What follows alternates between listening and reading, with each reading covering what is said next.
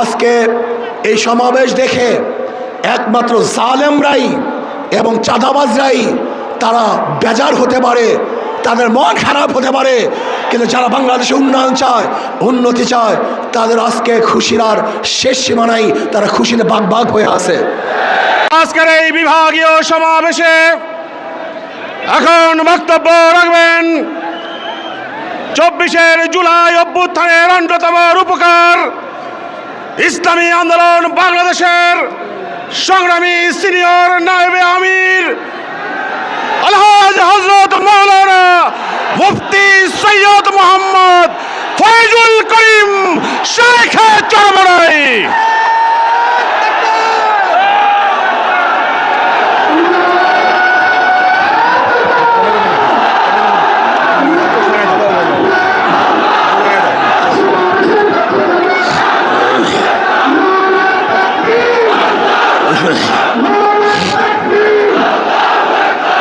আসসালামু আলাইকুম।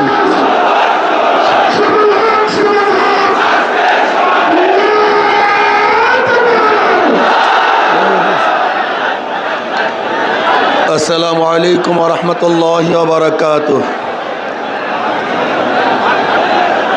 নাহমাদু ওয়া নুসাল্লি আলা রাসূলিহিল কারীম, আম্মা বাদ।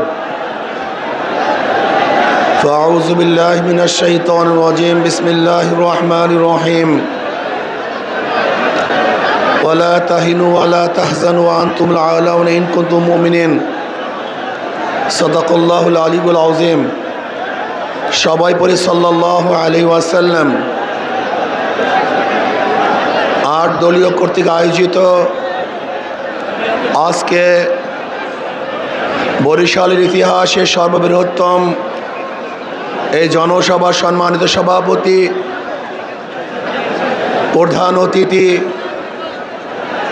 নেতৃবৃন্দ, সকল স্তরের ইসলাম প্রিয় দেশপ্রেমিক ভাইয়েরা আমার, আজকে সমাবেশ প্রমাণ করেছে আগামী সংসদ হবে ইসলামের সংসদ। আজকে সমাবেশ প্রমাণ করেছে বিগত দিনের যত বন্দোবস্ত ছিল সব মানুষ ভুলে গিয়ে নতুন এক সমাজের অপেক্ষায় আছে। সেই সমাজ হবে ইসলামের সমাজ।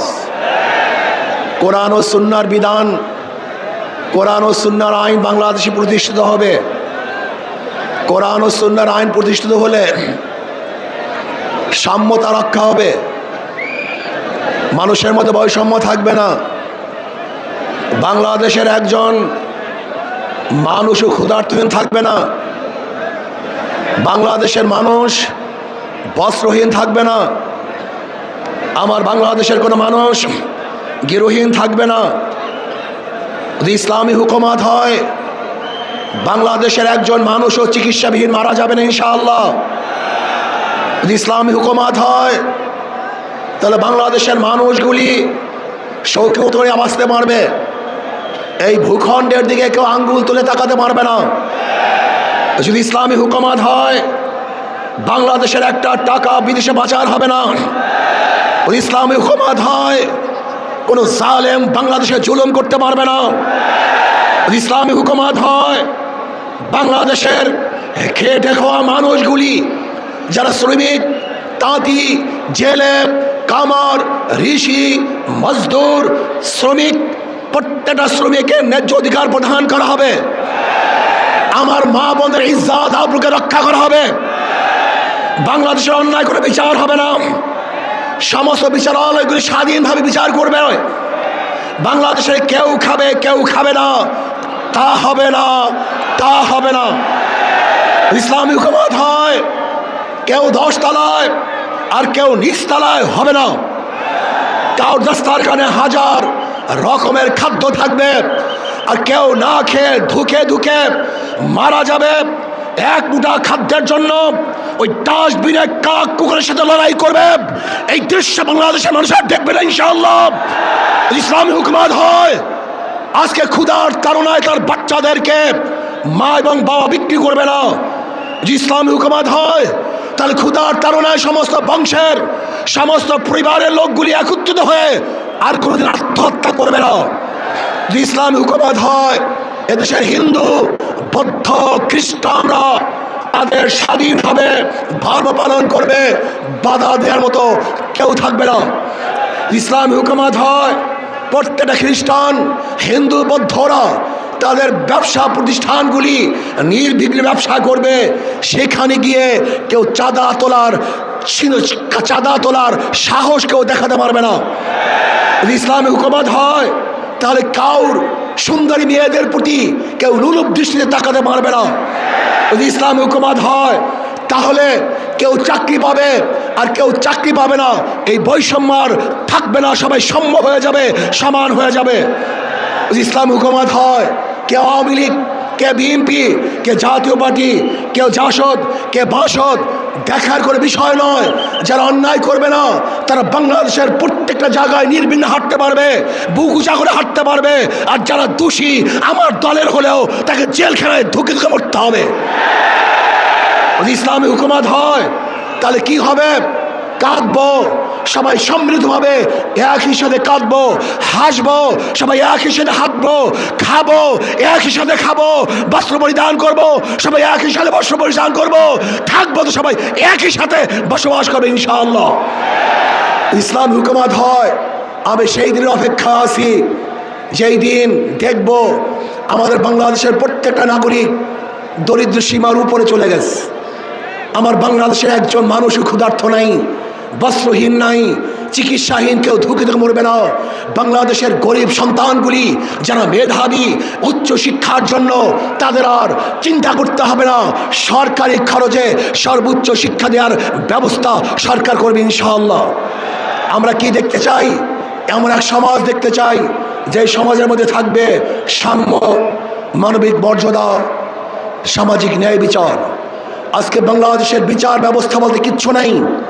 আপনারা দেখেছেন আমাদের দেশের ল, আমাদের দেশের আইন, কেউ যদি আসামি হয় এবং সাজাপ্রাপ্ত হয়, তাকে কোর্টে হাজির হয়ে তারপরে জামিন মঞ্জুর করাতে হয়। কিন্তু আমরা কি দেখেছি? বিদেশে থাকা অবস্থায়ও কোর্ট তাকে জামিন দিয়ে দিয়েছে। এরকম আইন বাংলাদেশের আছে বলে আমার জানা নেই। তার মানে বিচার বলতে আমাদের বাংলাদেশে কিছুই নেই। আজকে এই সমাবেশ দেখে একমাত্র জালেমরাই এবং চাঁদাবাজরাই তারা বেজার হতে পারে, তাদের মন খারাপ হতে পারে, কিন্তু যারা বাংলাদেশে উন্নয়ন চায়, উন্নতি চায়, তাদের আজকে খুশির আর শেষ সীমা নাই, তারা খুশিতে বাগ বাগ হয়ে আছে। আসুন আমরা যে ইসলামী দল করি, ইসলামী সংগঠন করি, মিথ্যা বলবো না, ধোঁকাবাজি করব না।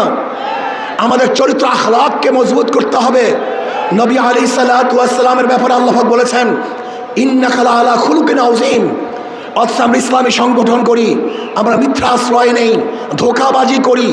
এটা ইসলামী সংগঠনের কোনো সদস্যের চরিত্র হতে পারে না। যা বলবো স্পষ্ট বলবো, যা কিছু করবে স্পষ্ট বলবো, কোনো অবস্থায় মিথ্যা বলবো না। যদি আমরাও মিথ্যা বলি তাহলে আমাদের উপরে মানুষ আস্থা হারিয়ে ফেলবে, আমাদের কথাও মানুষ বিশ্বাস করবে না। আসুন আগামী নির্বাচনে ঐক্যবদ্ধভাবে নির্বাচন করবে ইনশাআল্লাহ। আমি আগেই বলে দিয়েছিলাম, যদি আমরা মুনাফিকি না করি, আমাদের কলিজা, আমাদের কলব যদি ঠিক থাকে, আগামী ইসলাম হুকুমত হবেই হবে ইনশাআল্লাহ। লিখে রাখতে পারেন, লিখে রাখতে পারেন, আগামী সংসদ হবে ইসলামের সংসদ, আগামী সংসদ হবে কোরআন ও সুন্নাহর সংসদ।